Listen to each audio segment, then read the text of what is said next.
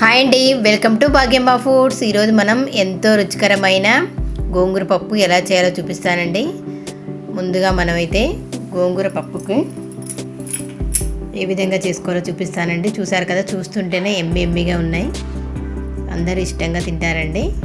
Okay అండి, ముందుగా మేమైతే కుక్కర్ తీసుకొని దాంట్లో ఒక 2 గ్లాసుల పప్పు వేసి దాంట్లో వాటర్ పోసి పసుపు వేసి కొంచెం ఆయిల్ వేసి ఉడికించి పెట్టేసామండి. నెక్స్ట్ మనం గోంగూర, తర్వాత ఉల్లిపాయ ముక్కలు, పచ్చిమిర్చి ముక్కల్ని ఈ విధంగా వేసేస్తున్నామండి. దీంట్లో రుచికి సరిపడా కారం కూడా వేసుకోవాలండి. కారం 2 స్పూన్లు వేసామండి. ఇలా కారం వేసిన తర్వాత వీటన్నిటిని వేసిన తర్వాత నెక్స్ట్ మనం కల్లుప్పు వేస్తున్నామండి. కావాలంటే మీరు మెత్తటిప్పు కూడా వేసుకోవచ్చండి. ఇలా వేసేసిన తర్వాత అంతా కలిపేస్తున్నాము. చూసారు కదా, ఇలా అంతా కలుపుకోవాలి. ఓకే అండి, ఇప్పుడు విజిల్ పెట్టేసాము. ఒక 2 విజిల్స్ వచ్చేసాక తీసేస్తున్నామండి. చూసారు కదా, పప్పు చక్కగా ఉడికిపోయింది. ఓకే అండి, ఇప్పుడు ఉడికిపోయిన తర్వాత దీన్ని ఎనుపుకోవాలి. మనం ఆల్రెడీ ఉప్పు వేసాం కదా. ఓకే, ఇలా ఎనిపేసిన తర్వాత మళ్ళీ ఇంకో గిన్నె పెట్టుకొని ఆయిల్ పోసుకున్నామండి తాలింపు కోసం. చూసారు కదా, 2 గంటల ఆయిల్ వేసేసాము.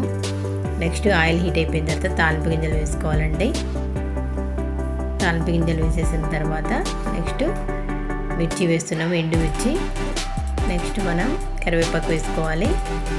తర్వాత దీంట్లో వెల్లుల్లి రెబ్బలు కూడా వేసుకోవాలండి. వెల్లుల్లి వేయడం వల్ల చాలా మంచి టేస్ట్ వస్తుంది, మంచి స్మెల్ కూడా వస్తుంది కదా. ఓకే అండి, ఇప్పుడు దీన్ని ఈ విధంగా కలుపుతూ మరీ ఎక్కువగా వేగనీయకుండా ఈ విధంగా వేయించుకోవాలి.